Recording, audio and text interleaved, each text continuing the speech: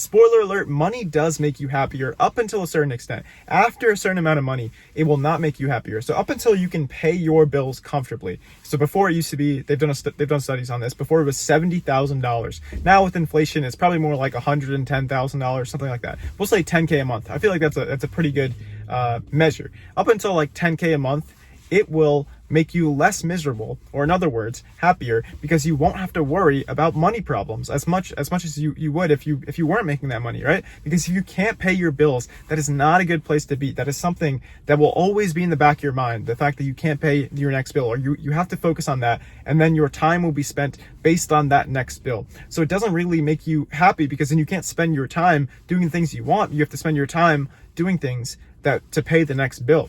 But if you're making a decent income, like, so it's enough to pay your bills, then you'll be able to have some amount of free time that you can use it in a way like doing things that are meaningful to you. So you don't want to be like the starving artist. Like so many people, they like quit their jobs, they try and be actors, and then they don't really have too much of a plan to make money financially. But you need that plan, and there's ways to monetize your passion. So what I'm saying is still pick the thing that you're passionate about, but find a way to monetize it. Look at the different skills that you're developing in the thing that you're passionate about and see how you can monetize it. Like for me, I have a coaching business, right? So I have social media. This is the thing I like to do. I like to make videos, but I also like coaching people. So that's the back end of my business, and I can make money doing that. So And if you want to sign up for a free first session, there's the link in the description. But for you, like, it could be something else, right? Like let's say you want to be an actor. I'll use that as the example.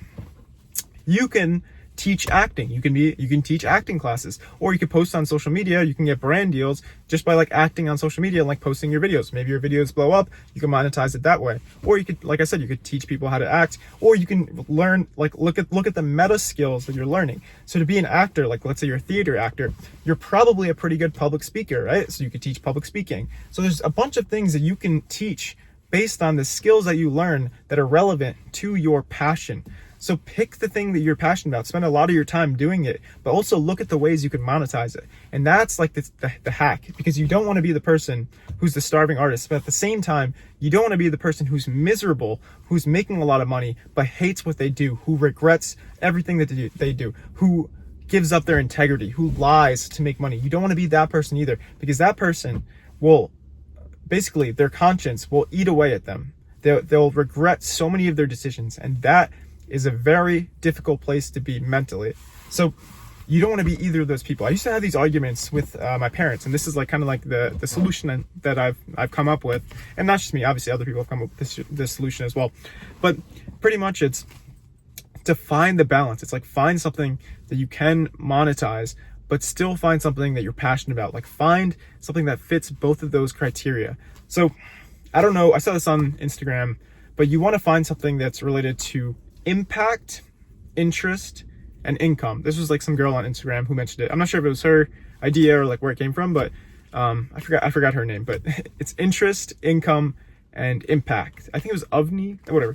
Interest, income, impacts. If you find something that meets those three criteria, interest, income, and impact, then that's something that is going to be really beneficial. Or there's another Japanese word, I think it's like ikigai, right? Which is something that you like doing, something that the world needs, something that makes you money. So if you find something that fits all three of those categories, that's something you should pursue, because then it takes care of your financial well-being. It takes care of kind of like your spiritual well-being, because you'll be spending your time doing something you're interested in, and it'll help people in some way.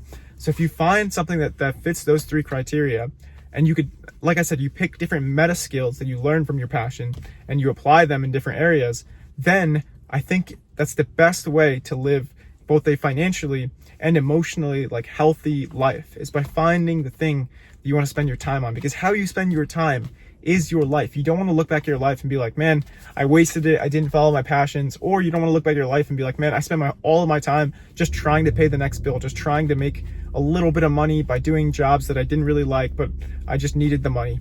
So in both of those scenarios, that's not where you want to be. But you can find that middle ground. You can find the things that you're passionate about that you can monetize. I promise you that those exist.